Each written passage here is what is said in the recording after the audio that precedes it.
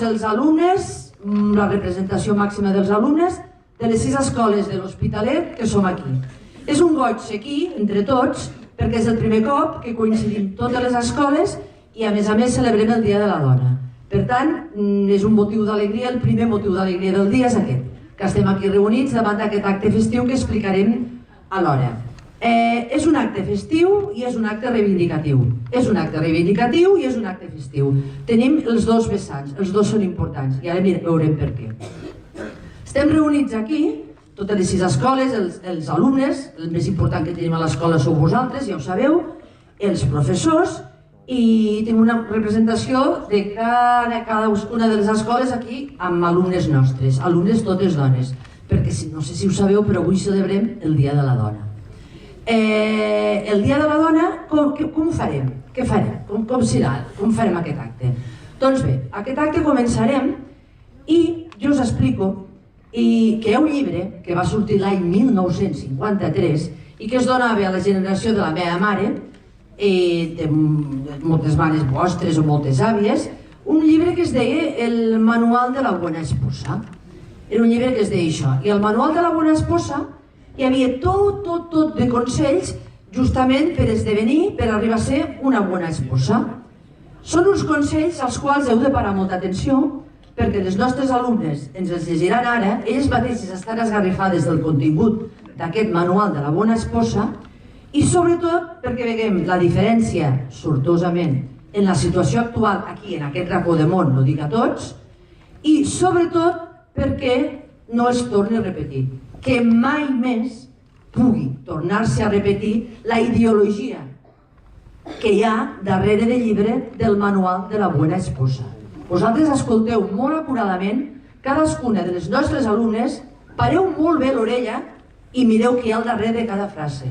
Els pot semblar còmica, perquè fins i tot té trets de comicitat importants, però compte amb el que hi ha darrere. I us recomano de fer un exercici d'escoltar molt atentament totes les frases.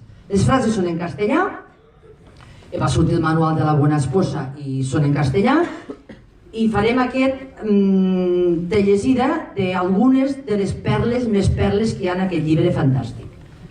Tot seguit, la Carme, la directora, bé, jo no m'he presentat, però som tots, parlo en nom coral, diguéssim, no totes les direccions de les escoles.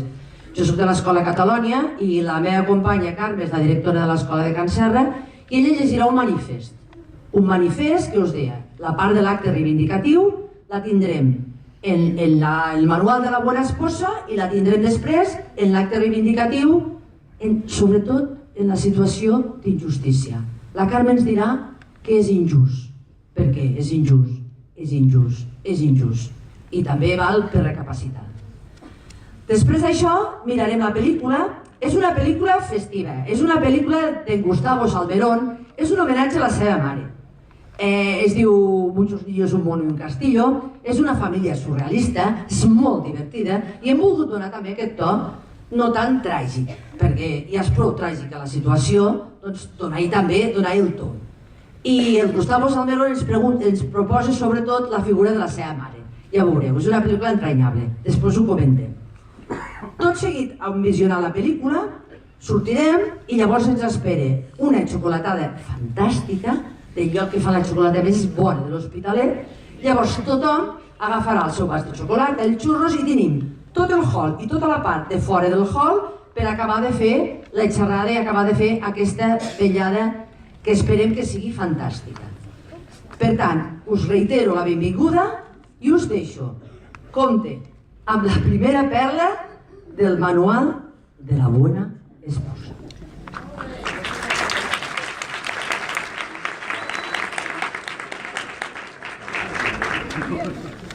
Guía de la buena esposa. 11 reglas para mantener a tu marido feliz. Sé la esposa que él siempre soñó. Ten lista la cena. Planea con tiempo una deliciosa cena para su llegada. Esta es una forma de dejarle saber que has estado pensando en él y que te preocupan sus necesidades. La mayoría de hombres están hambrientos cuando llegan a casa. Prepara su plato favorito. ¿Cómo no? 2. Luce hermosa. Descansa 5 minutos antes de su llegada para que te encuentre fresca y reluciente. Retoca tu maquillaje. Ponte un listón en el cabello y luce lo mejor posible para él. Recuerda que ha tenido un día duro y solo ha tratado con compañeros de trabajo.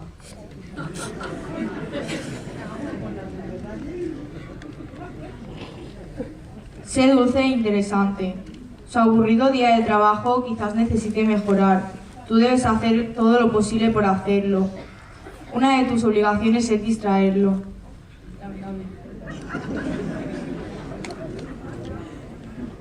Arregla tu casa. Debe lucir impecable. Haz una última ronda por las principales áreas de la casa, justo antes de que tu marido llegue. Levanta libros de escuela, juguetes, etc. Y limpia con un plumero las mesas. Aquesta és bona. Hazlo sentir en el paraíso. Durante los meses más fríos del año, debes preparar la chimenea antes de su llegada. Tu marido sentirá que ha llegado a un paraíso de descanso y orden. Esto te levantará el ánimo a ti también. Después de todo, cuidar de su comodidad le brindará una enorme satisfacción personal. Prepara a los niños, cepíllales el cabello, lava sus manos y cámbiales la ropa en caso de ser necesario. Son sus pequeños tesoros y él los querrá ver relucientes. Minimiza el ruido. A la hora de su llegada, apaga lavadora, secadora y aspiradora. E intenta que los niños estén callados. Piensa en todo el ruido que él ha tenido que soportar durante su pesado día de oficio. Procura verte feliz. Regálale una sonrisa y muestra sinceridad en tu deseo de complacerlo. Tu felicidad es la recompensa por su esfuerzo diario. Escúchalo. Puede que tengas una docena de cosas importantes que decirle, pero a su llegada no es el mejor momento para hablarlas. Déjalo hablar antes. Recuerda que sus temas son más importantes que los tuyos. Pues no. Ponte en sus zapatos. No te quejes si llega tarde, si va a divertirse sin ti, o si no llega en toda la noche. Trata de entender su mundo de compromisos. Trata de entender su mundo de presión y compromiso y su verdadera necesidad de estar relajado en casa. No te quejes, no los satures con problemas insignificantes. Cualquier problema tuyo es un pequeño detalle comparado con lo que él tuvo que pasar. Venga, Nayas. Ni un paso enrere.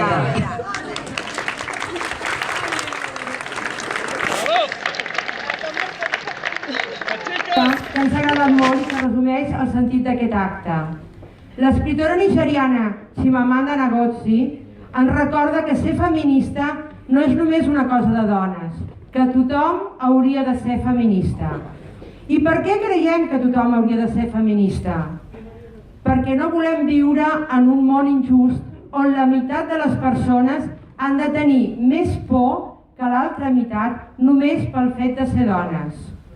És injust que en els últims 15 anys s'hagin produït 1.000 feminicidis i que molts d'ells queden impunes i siguin normalitzats.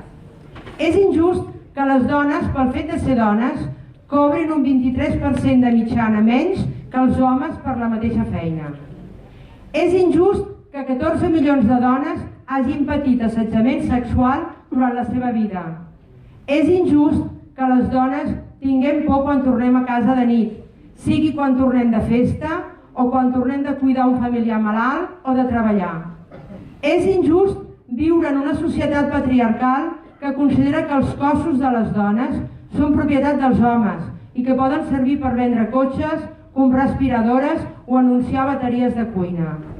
És injust que les feines menys valoritzades i més mal pagades es reservin de forma natural a les dones. És injust que la major part dels consells d'administració, òrgans directius d'universitat o centres d'investigació i, en general, els centres de poder siguin ocupats per homes, és el que en diem sostre de vidre. És injust que el treball domèstic o de cures no siguin considerats treballs pel fet de no ser remunerat, que les feines de tantes dones a casa no sigui visible pel fet de no ajustar-se a un horari ni ser pagada amb diners. És injust que les dones dels països en conflicte hagin de patir una doble violència pel fet de ser víctimes de guerra i pel fet de ser dones. És injust que les refugiades hagin de pagar amb els seus cossos per rebre ajuda sanitària o per arribar a un lloc més segur. I tantes coses injustes que quotidianament vivim o presenciem. Estic segura que si totes i tots pensem un moment, recordarem moments de les nostres vides en què hem viscut o hem presenciat situacions injustes només i exclusivament exercides contra les dones i pel fet de ser dones. És per això que el 8 de març no és només un dia per les dones, és un dia per començar a construir una societat futura més justa i on es respectin la diferència amb igualtat de drets per totes i tots. Ser feminista, en resum, és voler un món millor per totes i tots.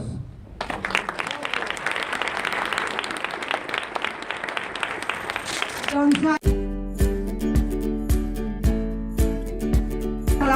prenent una xocolata.